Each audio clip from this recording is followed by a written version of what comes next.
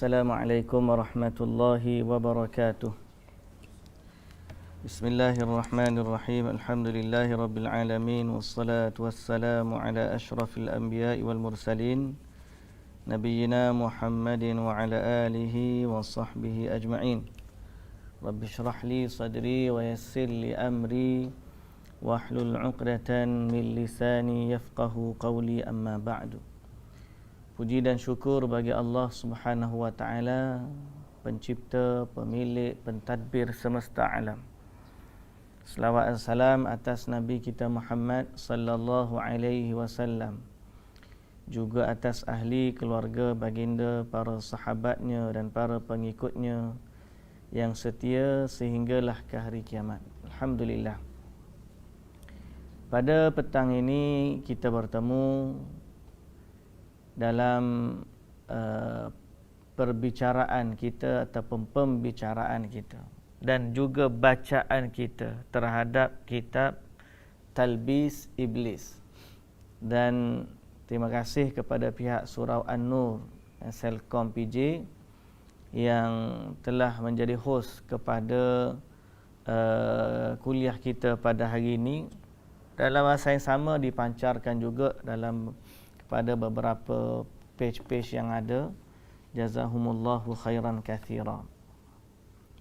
Pada hari ini kita akan bincang tentang Talbis Iblis, kitab tentang tipu daya iblis, yang mana menjadi satu kewajipan bagi kita untuk menjadikan iblis itu musuh kita, dan menjadi kewajipan juga bagi kita untuk mengetahui tipu daya iblis, untuk mengelak diri kita dari tertipu oleh tipu daya mereka.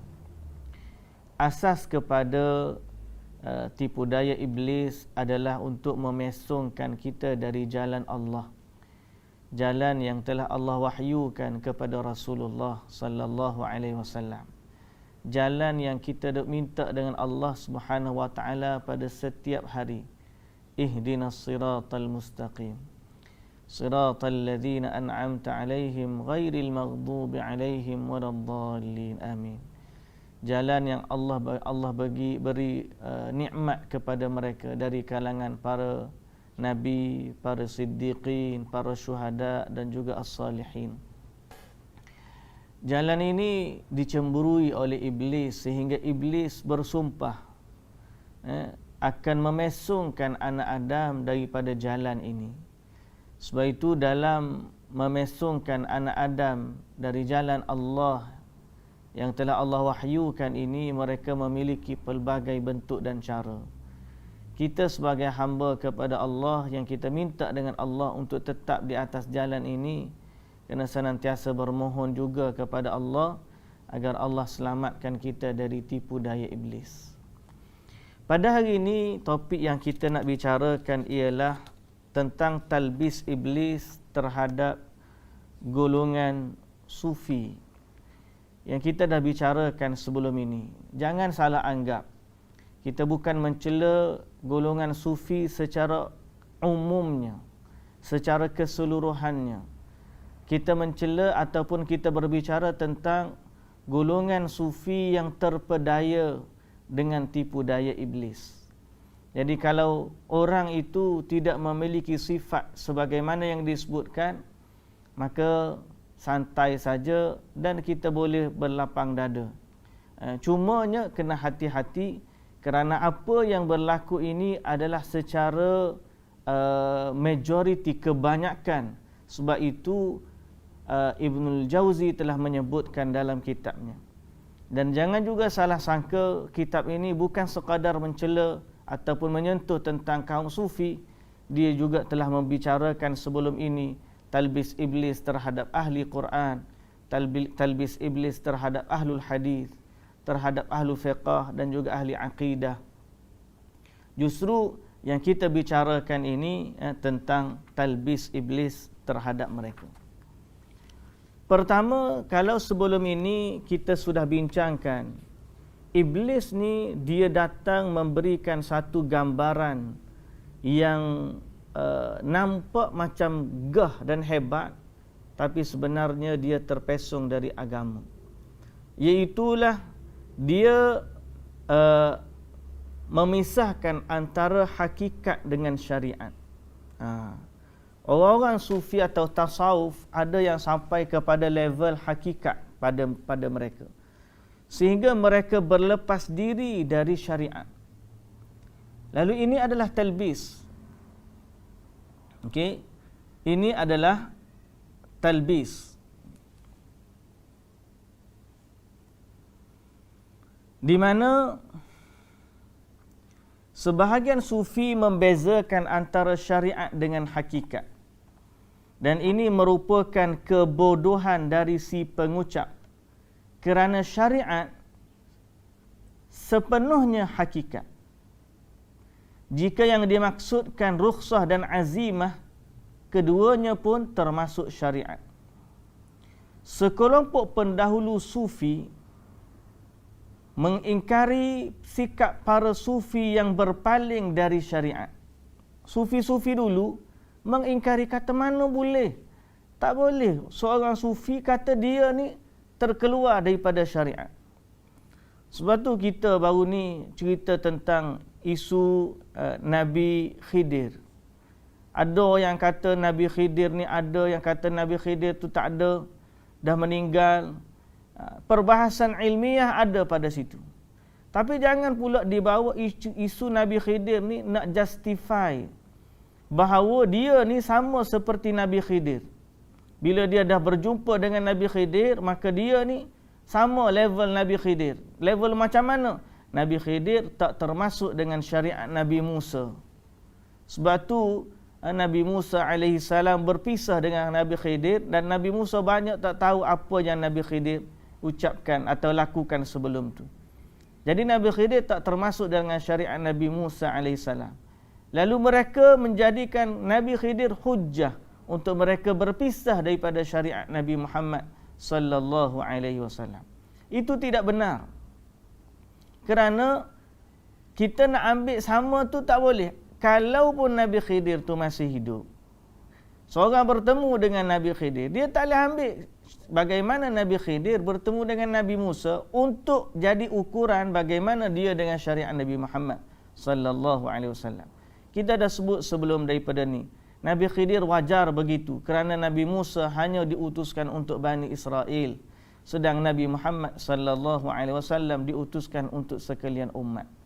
Jadi wajar Nabi Khidir tak ikut syariat Nabi Musa, sebab syariat Nabi Musa hanya tertentu untuk untuk Bani Israel. Adapun syariat Nabi Muhammad, andai kata Nabi Musa hidup lagi, andai kata Nabi Isa akhir zaman nanti akan turun, tetap akan mengikuti syariatnya Nabi Muhammad sallallahu alaihi wasallam. Jadi tidak ada alasan untuk kata dia terkeluar daripada syariat. Tapi iblis ni dia datang kepada golongan sufi, lalu dia kata agama ni ada dua, satu hakikat dan satu syariat. Jadi dia ni dah sampai kepada satu hakikat yang tidak terikat dengan syariat. Lalu dia tak perlu solat, dia tak perlu buat amal ibadat sebab dia dah tidak terikat dengan syariat. Ini adalah tipu daya iblis yang memesongkan manusia daripada jalan ihdinas siratal mustaqim, jalan yang lurus tadi. Baik. Kemudian kita juga dah baca satu bab yang seterusnya, talbis iblis di atas sufi yang tidak menghargai kitab. Bila mereka ni satu geng golongan hakikat dan syariat. Kemudian mari pula talbis yang kedua, ialah mereka tidak menghargai kitab. Kenapa mereka tak menghargai kitab? Ada alasan tuan-tuan. Bukan tak menghargai kitab tu saja-saja. Kita pun bimbang, takut-takut termasuk dalam golongan yang sama, tidak menghargai kitab. Kadang-kadang kita berbicara tentang hakikat ilmu tasawuf, jiwa dan sebagainya, kita lebih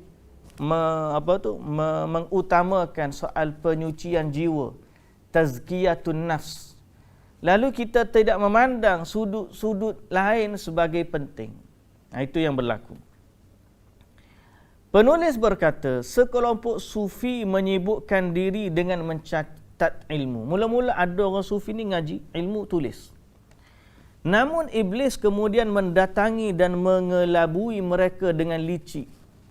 Iblis kata, tujuan ilmu ni untuk beramal. Macam pernah dengar, saya pun pernah sebut juga ayat ni tuan-tuan. Tujuan kita ilmu ni untuk beramal. Tak apa lagi. Dan kita pun ajak, wahai anak murid kita sekalian, bila kita dah berilmu, kena beramal. Sebab tujuan ilmu ni bukan sekadar nak belajar, tapi nak beramal. Tapi dia datang daripada angle yang lain. Bila kita dah beramal, maka tidak lagi perlu kepada ilmu. Dia mari angle tu. Talbis iblis. Maksud asal tu cantik. Tujuan berilmu untuk beramal. Jadi bila dia seorang tu dah beramal, apa lagi hajat dia kepada ilmu? Jadi dia kata, tak perlulah belajar tinggi-tinggi. Duk ngaji pun cakap duk balah, duk khilaf situ, khilaf sini. Baik, mari kita duk buat ni. Dia mari gitu. Akhirnya, seperti mana dinukilkan bahawa Ahmad bin Abul Hawari melemparkan kitabnya ke lautan. Dia ambil kitab dia, lempar ke laut. Dia kata, sebaik-baik penuntun untuk kalian. Sebaik-baik penuntun, yakni orang yang menunjukkan jalan, sebaik-baiknya adalah kalian, yakni kitab-kitab. Tetapi tetap menyibukkan diri dengan penuntun. Orang yang penunjukan, tapi bila kita dah sampai ke destinasi, sibuk duk dengar pegang orang yang tunjuk jalan lagi, maka itu adalah hal yang mustahil. Mana dia kata dia dah sampai ke destinasi. Destinasi dia apa? Hakikat bertemu dengan Allah. Jadi tak perlu lagi kepada ilmu. Sebab kita dah sampai ke tahap beramal, maka ilmu tu hanya pemimpin kita, yang memimpin dan memandu. Bila dah sampai destinasi, tak perlu lagi kepada pemandu. Maka dia pun campur kitab dia ke lautan. Ahmad bin Abul Hawari ni, padahal dia telah mencari hadis selama 30 tahun. Okey? 30 tahun.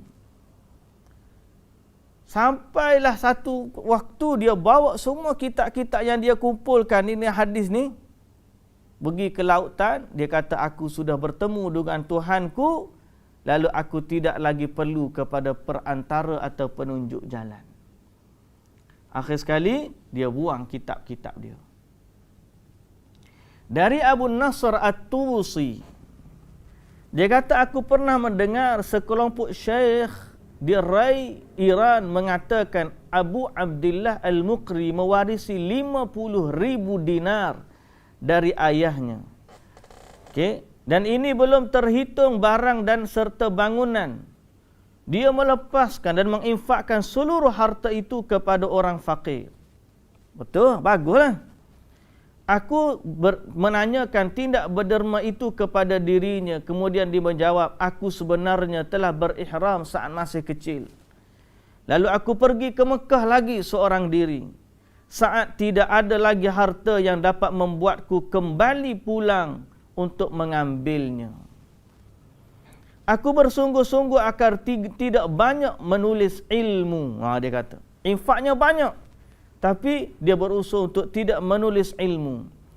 Ternyata mengumpulkan ilmu dan hadis itu adalah kesibukan yang tidak lebih berat bagi diriku daripada saat pergi ke Mekah, menempuh perjalanan dan melepaskan harta kekayaanku. Jadi dia rasa dia dah sampai ke satu tahap, dia ni infak banyak, amal ibadat dia banyak, dia tidak perlu lagi kepada ilmu. Aku berkata, kata Ibn al-Jauzi, seperti yang disampaikan sebelumnya, ilmu ni adalah cahaya. Iblis ni berusaha supaya manusia ni memadamkan cahaya tersebut. Sehingga bila cahaya tu dah padam, dia akan tenggelam dalam kebodohan, maka di saat itu iblis pun bolehlah berwenang-wenang menyesatkannya. Berapa ramai orang yang niatnya baik untuk beramal, tapi amal dia itu tidak terpandu kepada amalan yang benar. Sebab tu ni nak beramal kena belajar. Nanti kita bimbang takut jadi macam Ibu Yati tu. Ibu Yati yang orang yatim pun sebut baru ni ajaran Melayu yang dia kata Islam ni asal daripada isu silam. Lepas tu dok buat ngucap pun cara lain dan sebagainya. Niat boleh jadi niat dia nak bawa orang-orang Melayu ni kepada agama yang benar, tapi sebenarnya dia terpesong dari agama Allah. Berapa banyak orang nak buat ibadat tapi salah pada tata caranya. Mereka puasa berturut-turut, berhari-hari tanpa dia sedar Nabi larang puasa setiap hari. Sebaik-baik puasa adalah puasa Nabi Daud, 1 hari buka, 1 hari puasa. Berapa ramai orang nak mengaji Quran, orang nak semayang dan sebagainya, tapi tak terpandu kepada yang benar. Jadi sebab itu kita kena hati-hati. Okey. Penjelasannya, okay, akhirnya mereka iblis tipu daya golongan ini sehingga mereka tidak lagi menghargai ilmu, dan pada dia ilmu ni tidaklah hebat berbanding dia orang yang beramal. Okey. Jadi penjelasannya seperti berikut, bahawa asas dari segala ilmu adalah Al-Quran dan juga As-Sunnah. Maka oleh kerana asas itu mendapatkannya sangat sulit dan sukar, kerana itulah syariat pun memerintahkan agar menulis mushaf dan juga hadis. Ini dapat dilihat bagaimana Nabi SAW memerintahkan sahabat supaya menghafal Quran, supaya menulis Al-Quran. Sehingga setelah itu mula-mula pada peringkat permulaan Nabi suruh tulis Quran je. Setelah hadis pun banyak, Nabi pun membenarkan untuk menulis hadis. Jadi asas kepada penulisan wahyu Quran dan hadis ni ada sejak zaman Nabi sallallahu alaihi wasallam. Okey. Sehingga Nabi sallallahu alaihi wasallam pun pesan kepada Abdullah bin Umar agar menulis. Abu Hurairah kita tahu hafalan hadisnya banyak. Kemudian Abdullah ibn Umar juga hadisnya, hafalnya banyak. Jadi semua ni adalah kerana nak menjaga syariat. Besok kita akan ada satu lagi kelas di page PQDM. Kita berbicara tentang ulumul hadis, mustalah hadis. Bagaimana kerja para ulama menulis hadis dalam rangka menjaga keaslian agama, biar dia kekal sebagaimana yang diwahyukan oleh Allah Subhanahu wa taala kepada rasulnya. Sebab itu Nabi SAW puji orang yang menyampaikan syariat sebagaimana yang dia dengar daripada Nabi, tidak mengubah syariatnya. Kata Nabi SAW, "Naddarallahu imra'an sami'a maqalati fawa'aha fa'addaha kama sami'."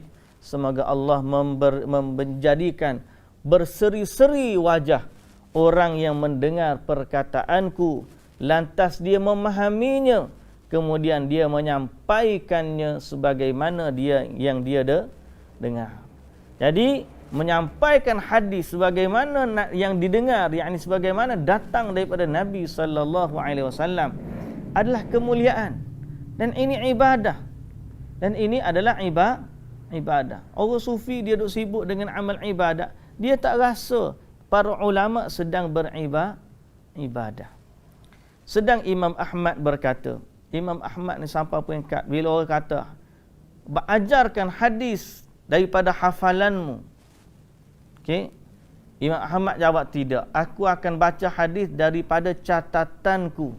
Padahal dia kuat ingatan, tapi kerana dia bimbang takut tersalah dalam menyampaikan hadis, lalu dia pun menyampaikan dari catatannya. Berarti menyibukkan diri dengan mencatat ilmu adalah satu ibadah juga. Heran kadang tiba-tiba orang sufi ni dia campakkan kitab dia. Okey? Campakkan kitab dia. Malah dia tak hargai orang ngaji universiti ni, pada dia tak ada nilai. Ngaji hak silibus lah. Hak ada nilai ke apa? Hak ada nilai hak duduk dengan syekh, duduk majlis zikir. Walaupun dalam majlis zikir tu syekh tu tak sebut pun hadis Nabi, tak baca pun kitab, duduk main angguk-angguk je. Pada dia itu lebih mulia daripada orang belajar duduk di universiti dan sebagainya. Duduk pondok bagus, alhamdulillah. Tapi kita katakan orang sampai dia hilang penilaian yang mulia terhadap ilmu. Ini talbis iblis juga. Dia tengok orang yang mengaji, tak ada apa dia orang ini, piyah pun tak pakai. Dia tengok dari sudut tu. Piyah pun tak pakai. Ada PhD buat berapa. Dia ni tak ngaji PhD pun tak apa, yang penting pakai serban besar. Pakai jubah, ni faziki, tasbih dia pun panjang. Dia lupa neraca kebenaran itu berdasarkan ilmu. Dan ilmu didapati melalui Al-Quran dan juga hadis.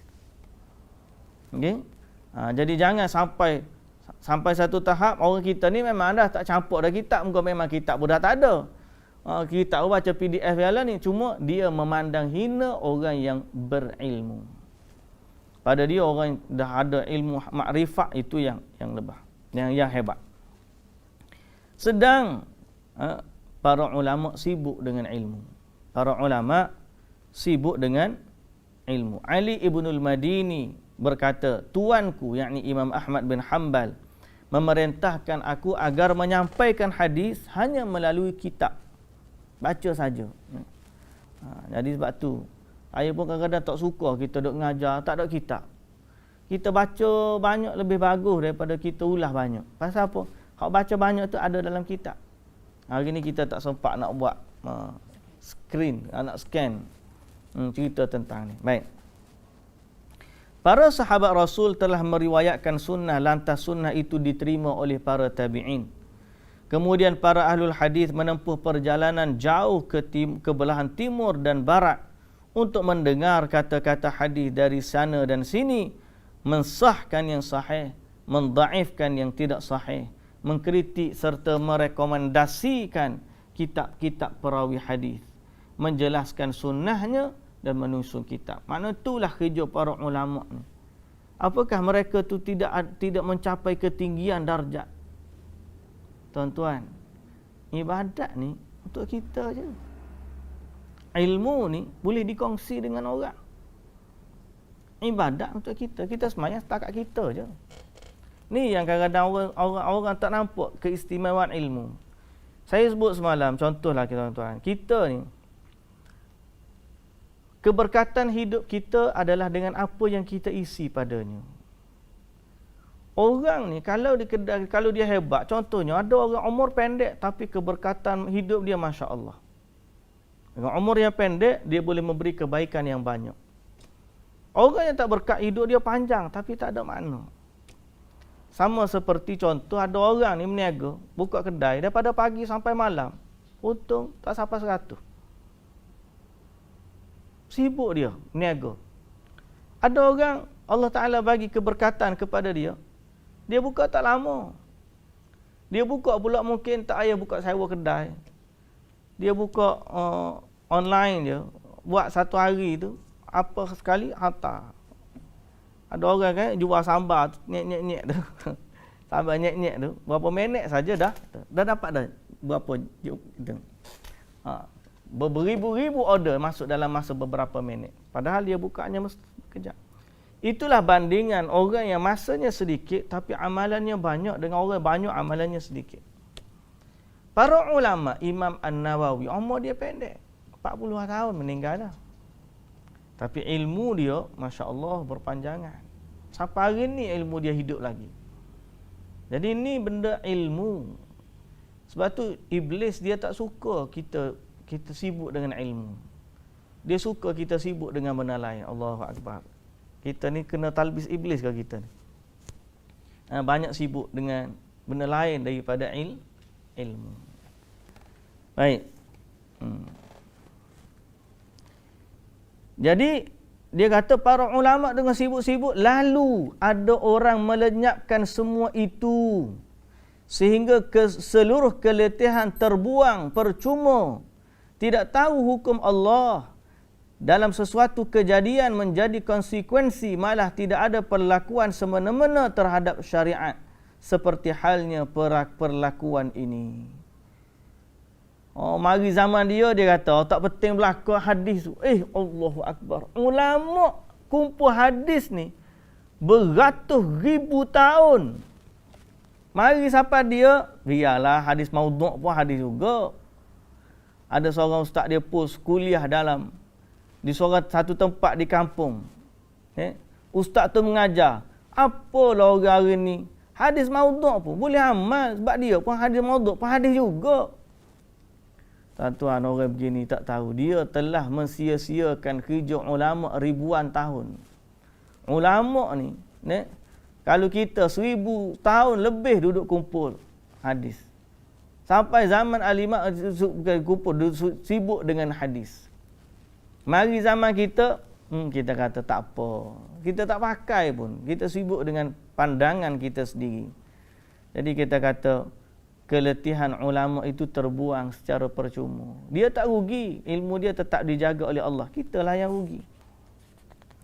Okey? Padahal sanad ini, ilmu hadis yang bersambung-sambung dengan sanad ini adalah keistimewaan buat umat ini. Perhatikan bila Nabi Isa AS, pengikut dia nak tulis Bible. Ada berapa versi ada Bible. Pasal apa? Sebab dia tak ada yang menyampaikannya dengan sanad. Tak ada tersambung. Diriwayatkan kepada kami dari Ahmad bin Hanbal, meskipun dia ni telah berkelana ke belahan timur dan barat bumi untuk mencari hadis. Bila ditanya kepada anak Imam Ahmad, apa yang kamu tulis dari fulan? Anak dia pun menyampaikan bahawa Nabi SAW pergi salat Eid melalui satu jalan dan kembali kepada satu jalan lain melalui satu jalan lainnya. Jadi Imam Ahmad dia tanya anak dia, apa yang kamu belajar hadis dengan? Dia kata, orang tu bagi tahu Nabi SAW pergi masjid salat raya ni, pergi jalan lain, balik jalan lain. Imam Ahmad kata, inna lillah, ini adalah satu sunnah Rasulullah SAW yang belum sampai kepadaku. Tengok, tahu Imam Ahmad menghargai satu hadis yang belum sampai kepada dia. Padahal dia ni adalah orang yang ilmuwan dalam sunnah. Kita ni banyak mana lagi hadis yang tak sampai kepada kita. Tapi kita duk sibuk dengan menanya, kita tak cari hadis Nabi. Malah orang yang sibuk dengan hadis Nabi pun kita perlekeh-lekehkan dia. Seolah-olah kita lebih baik amal ibadat. Amal ibadat kita ni bersandarkan apa? Based on what? Bersandarkan apa? Kita kadang bersandar, ustaz kita buat gitu, ustaz kita. Belum tentu. Boleh jadi dia buat tak ada sandaran pun tuan-tuan. Ikut-ikut suka dia je. Kalau Allah Ta'ala tak terima, apakan daya? Sebab Allah Ta'ala dah letak syarat dan sifat untuk dia terima. Jadi kalau Imam Ahmad boleh kata macam tu, bagaimana dengan orang yang tiba-tiba dia menulis hadis, kemudian dia menghapuskan tulisannya, ataupun orang yang datang kemudian dia kata dia tak perlu kepada hadis. Orang ni telah mensia-siakan ilmu. Tapi ini yang berlaku tuan-tuan. Banyak orang yang ditipu oleh iblis, dia tak suka belajar. Kalau dia belajar hadis, makin nampak dia tak betul. Belajar hadis, makin nampak dia tak betul. Sebab tu saya kata semalam atau sebelum daripada ni, tidak akan benar-benar mencintai sunnah melainkan orang yang benci kepada bid'ah. Dan tidak akan benci kepada bid'ah melainkan orang yang betul-betul faham tentang sunnah. Okey? Orang yang faham tentang sunnah. Jadi ada orang yang dia tak nak belajar. Bila belajar hadis, dia rasa dia macam rasa takut naik, rasa bimbang. Pasal apa? Sebab dia akan bertentangan dengan amalan yang dia duk buat. Jadi natijah dia tolak, dia tinggalkan pengajian hadis, dia tetap dengan apa yang dia dah buat selama ni. Malah orang yang bawa hadis, Nabi kata buat gini, Nabi buat gini, Nabi tak buat macam tu, Nabi tak buat macam ni. Oh, dia pun macam-macam, takkanlah apa yang Nabi tak buat kita tak buat, atau sebagaimana, macam-macam lah perkataan mereka. Yang penting mereka meninggalkan petunjuk dari Nabi sallallahu alaihi wasallam. Baik. Kritikan ke atas para sufi dalam menguburkan kitab ilmu. Dia sampai tahap bakar kitab dia, sampai satu tahap tanam kitab dia, atau sampai tak satu tahap dia campak kitab dia di lautan. Okay? Jadi apa jawapan dia? Apa kritikan? Penulis berkata, kitab yang ada pada mereka tidak lari daripada dua. Sama ada dan sama ada. Sama ada isinya murni kebatilan, ataupun isi kitab itu adalah kebenaran. Okay? Jadi kalau isi kitab dia tu kebatilan, wajar dia bakar. Kita pun tak kisah, biar dia bakar tak apa. Cuma kalau isinya kebenaran, tidak boleh dia melenyapkan kitab-kitab seperti ini. Kerana dia merupakan penjaga ilmu sekaligus harta kekayaan yang tidak bernilai. Harta kekayaan yang tidak ternilai. Ternilai. Siapa pun yang bermaksud melenyapkan kitab-kitab seperti ini, harus ditanya terlebih dahulu tentang apa motif dia bakar kitab dia atau campak kitab dia. Kalau dia kata kitab-kitab ini menyibukkan aku daripada ibadah, mana jadi tak fokus duduk baca kitab. Rasa-rasa dia tak campak pula telefon dia. Nah, orang macam ni dia tak campak pula telefon dia. Padahal telefon dia yang menyebabkan banyak dia tak fokus dalam ibadat. Kalaupun ada jawapan begitu, dia kata tanggapan terhadap jawapan itu ada 3. Pertama, kalaulah dia tahu, kalaulah dia orang ni cerdik, pasti dia tahu menyibukkan diri dengan ilmu lebih baik dan lebih sempurna daripada menyibukkan diri dengan ibadah semata-mata. Menyibukkan diri sendiri dengan ilmu ini adalah bahagian dari ibadah yang paling sempurna. Kalau dia tahu sebenar-benarnya, belajar pun ibadat juga, bukan semayang aja. Belajar pun ibadat juga. Yang kedua, dia kena tahu bahawa kesedaran serta hafalan yang dimiliki saat ini tidak akan berlangsung selamanya. Mana kalau dia kata dia dah sampai ke destinasi, tak perlu lagi kitab-kitab ni. Sebab dia kata orang dah sampai ke destinasi, tiba-tiba berpegang lagi dengan penunjuk jalan, maka ini adalah sesuatu yang mustahil. Kita katakan kalau penunjuk jalan tu tak apalah, kita duduk situ je. Tapi agama ni, ilmu ni, kadang-kadang dia ada, kadang-kadang dia lari. Bila kita tak murajaah dan sebagainya, ilmu ni sifat dia boleh hilang.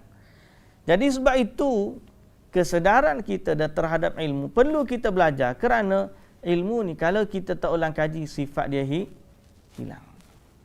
Okay. Jadi kalau dia kata selama dia dah beramal tak perlu lagi kepada kitab, kita tak tahu siapa-siapa bila dia rajin beramal.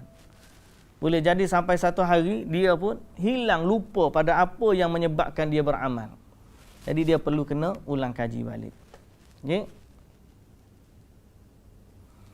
Sebagaimana Yusuf bin Asbat satu hari menguburkan kitab-kitabnya, maka dia pun mula menyampaikan hadis melalui hafalannya.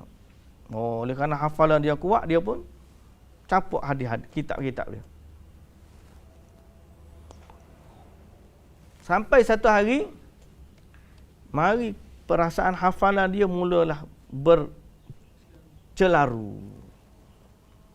Jadi masa tu habis celaru. Kalau tak ada kitab, habis. Okey.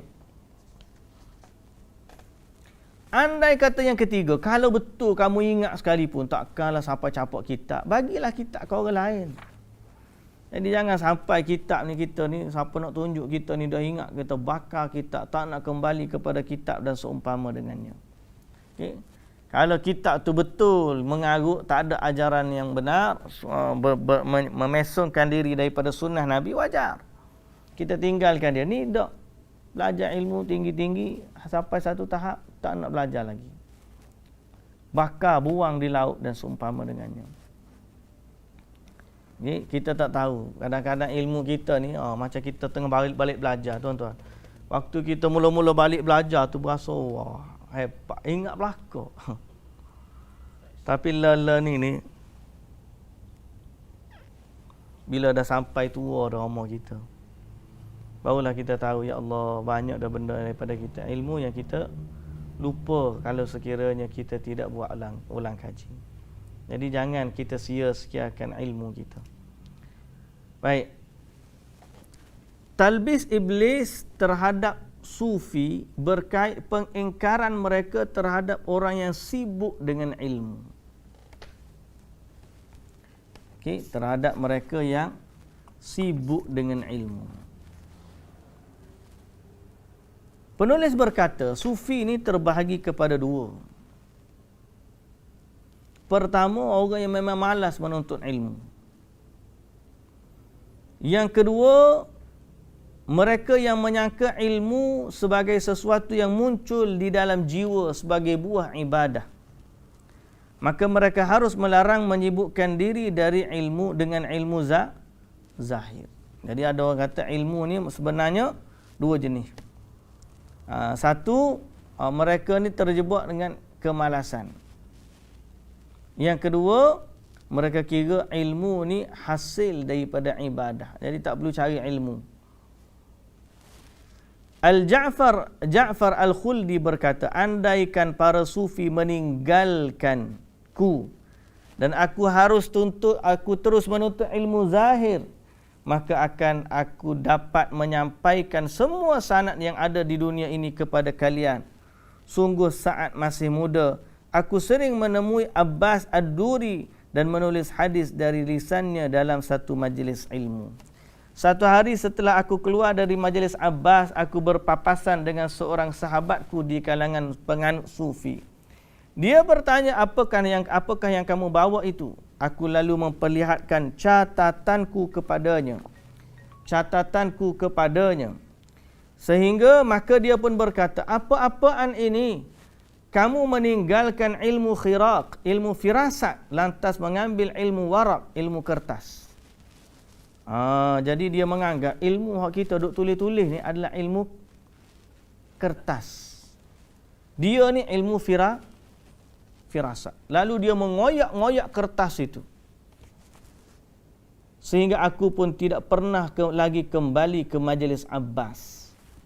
Dia bukan sekadar dia tak nak mengaji, dia pun pandang orang mengaji ni lekeh.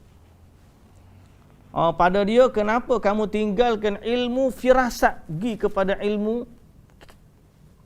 kertas? Jadi bila lagu tu apa jadi tuan-tuan? Maka dia tak nak belajar. Dia berasa dia soleh tanpa belajar. Itu masalah. Orang ni, lepas tu bila orang datang bawa ilmu, mula dia kata, ni cok orang ni tak betul, sikit-sikit hadis, sikit-sikit hadis. Lepas tu mulalah dia label orang ni macam-macam, Wahabi lah orang ni. Padahal yang kawan tu bawa boleh jadi hadis Nabi yang benar. Nampak tak? Kita tak nafi, ada orang yang melampau sikap dia. Tapi kena tengok apa butir perkataan dia tu.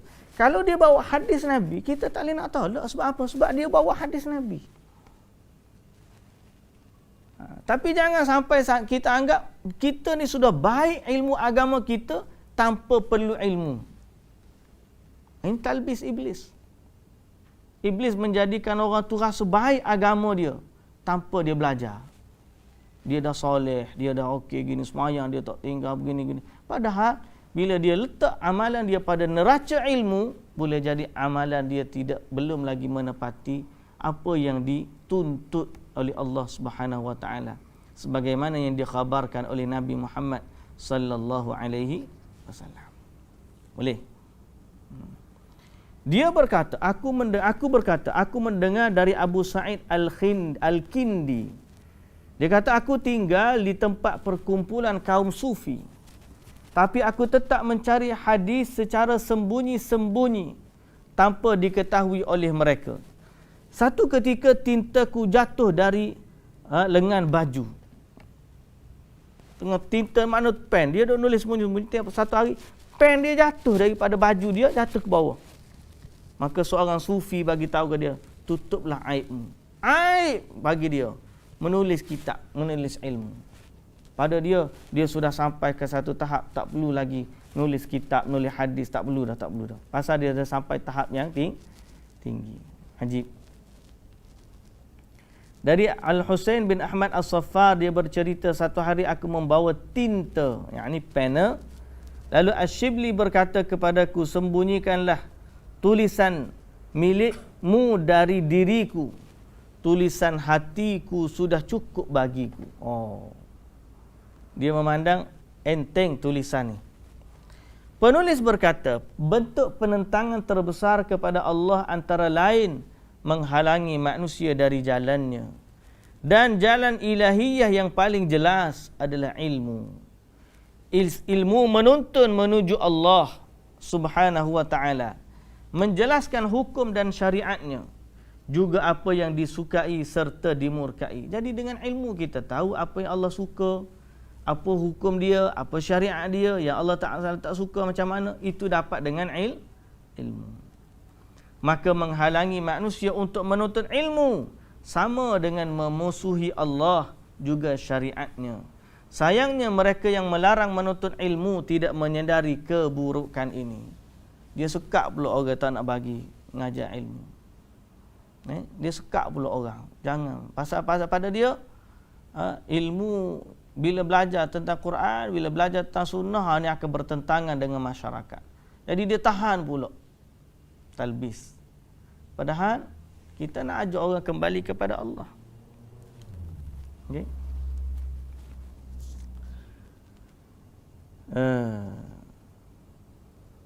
Abu Abdullah bin Khafif berkata, sibukkanlah dirimu dengan mempelajari ilmu dan jangan terpedaya oleh sufi. Kerana dahulu aku menyembunyikan tintaku di dalam kantung baju tampalanku dan kertas di tali pengikat celanaku. Aku menemui seorang alim sembunyi-bunyi, secara sembunyi-sembunyi ini terungkap dan mereka memusuhiku. Bila tahu pergi ngaji dengan orang alim, bergaduh, jadi musuh. Mereka berkata, kamu tidak akan beruntung. Setelah itu mereka membutuhkanku, yakni mereka memerlukan aku. Imam Ahmad bin Hanbal satu ketika melihat para penuntut ilmu yang membawa pena.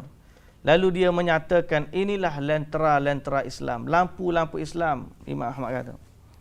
Imam Ahmad sendiri selalu membawa pena, tinta meskipun sudah tua.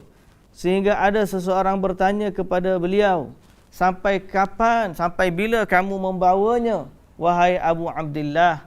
Lalu dia kata, aku tetap akan bawa pena ni sampai ke liang lahat. Sibuknya mereka dengan ilmu. Dan Ahmad menuturkan terkait sabda Nabi SAW, la tazalu ta'ifatun min ummati mansurina la yadurruhum man khadhalahum hatta taqumas sa'ah. Selalu ada kelompok dari umatku yang mendapatkan pertolongan. Mereka tidaklah membahayakan mereka orang-orang yang mengabaikan mereka sehingga terjadinya kiamat. Okey.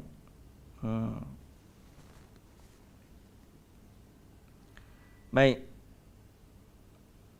Diadukan, Imam Ahmad berkomentar, jika mereka bukan para ahli hadis, aku tidak tahu siapa kelompok yang dimaksudkan. Maknanya orang yang berada di atas kebenaran ni adalah orang yang mengikut hadis, ahlul hadis. Sehingga Imam Ahmad kata, kalau bukan ahlul hadis yang dimaksudkan, satu kumpulan yang tetap di atas kebenaran ni Allah Ta'ala bantu. Kalau bukan ahlul hadis, aku tak tahu siapa dia. Diadukan kepada Imam Ahmad, ada seseorang yang berkata, ihwal ahlul hadis, mereka kaum yang tidak baik. Mendengar perkataan itu, Imam Ahmad marah pula kat dia. Imam Ahmad kata, orang itu adalah zindiq, orang tak ada agama. Sebab apa? Orang yang bila beragama ni, kalau dia dekat dengan Allah, dia akan cinta kepada ilmu yang menyampaikan kepada Allah Subhanahu wa ta'ala. Imam Asy-Syafi'i mengutarakan, tatkala aku melihat seorang ahlul hadis, seakan aku melihat seorang sahabat Rasulullah sallallahu alaihi wasallam. Okey. Jadi banyaklah sanjungan-sanjungan terhadap ahlul hadis ni.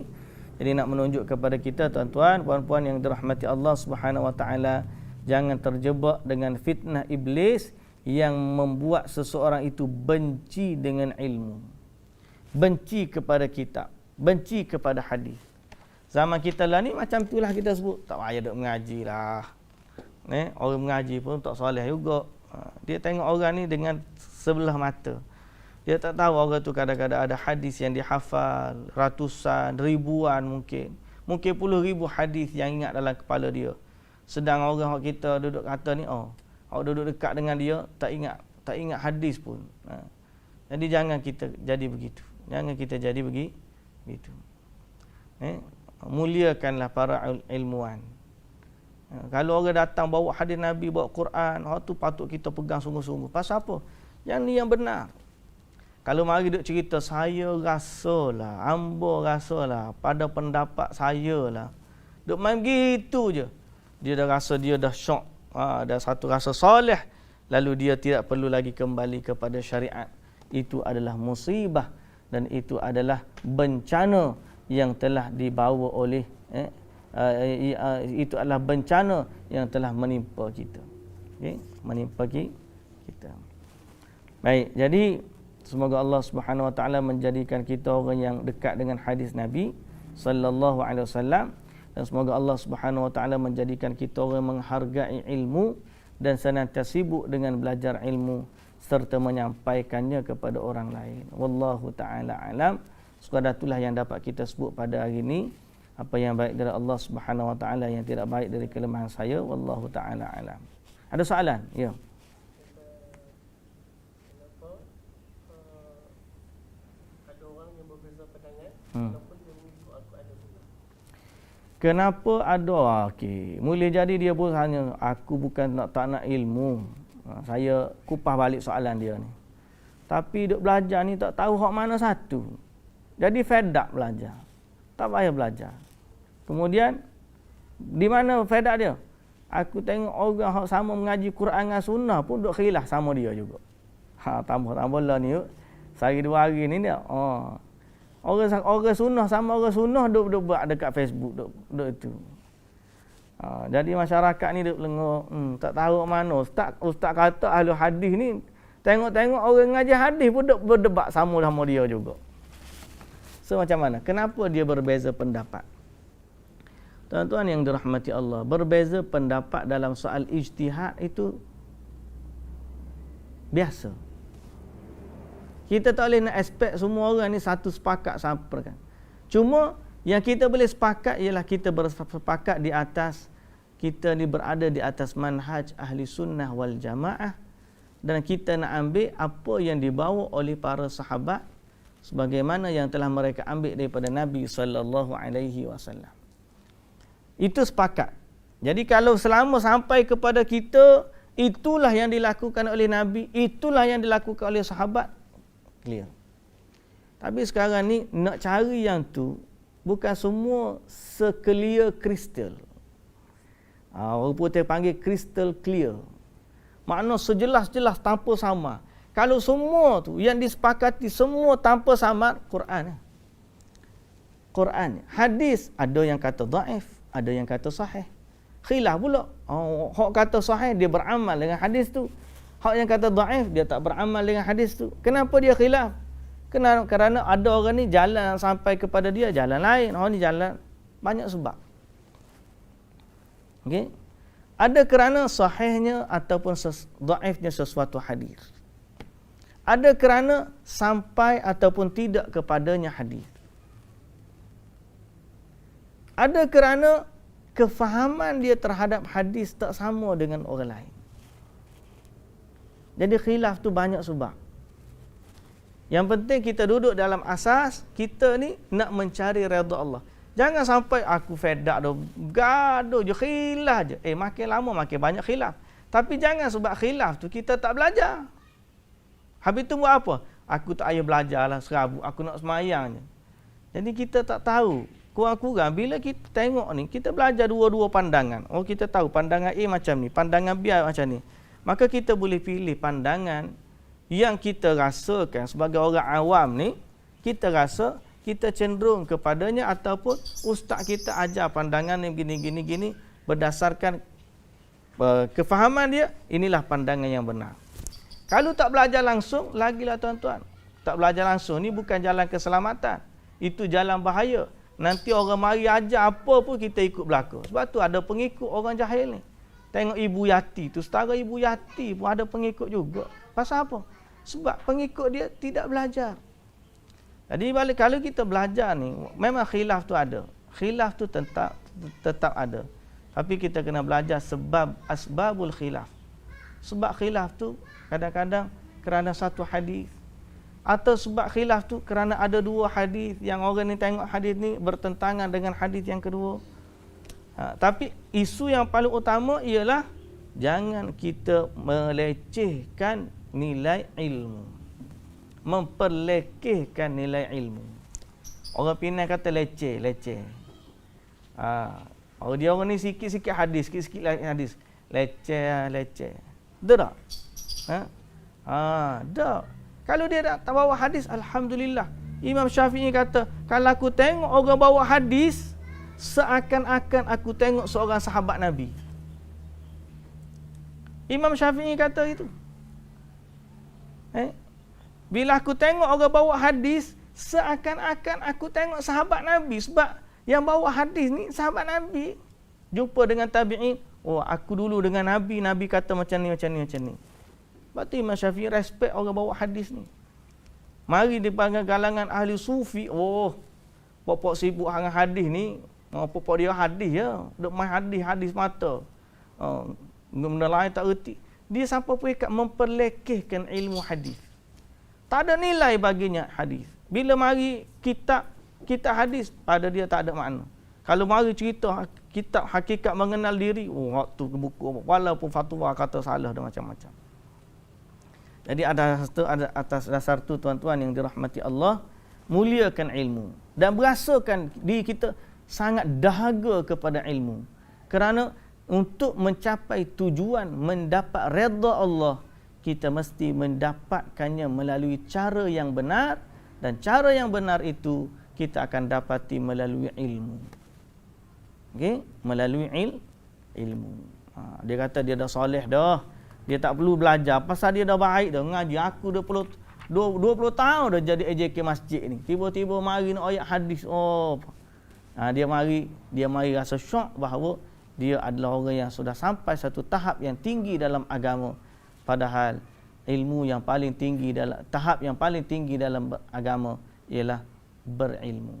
Yarfa'illahu alladhina amanu minkum walladhina utul ilma darajat. Allah Ta'ala kata, Allah angkat orang-orang yang memiliki ilmu dan orang beriman beberapa darjat. Maknanya kemuliaan dan ketinggian kita hanya dengan ilmu. Beramallah setelah kita mendapat ilmu. Jangan sekadar nak cari ilmu, dan sebaliknya bila orang yang beramal, janganlah sangka dia dah sampai ke destinasi dan tidak perlu lagi kepada ilmu. Kerana kita tak tahu, boleh jadi apa yang kita sangka benar pada hari ini, setelah kita belajar, barulah kita dapati rupanya dia bertentangan dengan petunjuk dari Nabi sallallahu alaihi wasallam. Dan di saat itu kita akan terduduk dan menggigit jari kerana selama ini kita beramal dengan cara yang salah. Wallahu taala alam. Subhanakallahumma wa bihamdika asyhadu an la ilaha illa anta astaghfiruka wa atubu ilaik. Assalamualaikum warahmatullahi wabarakatuh.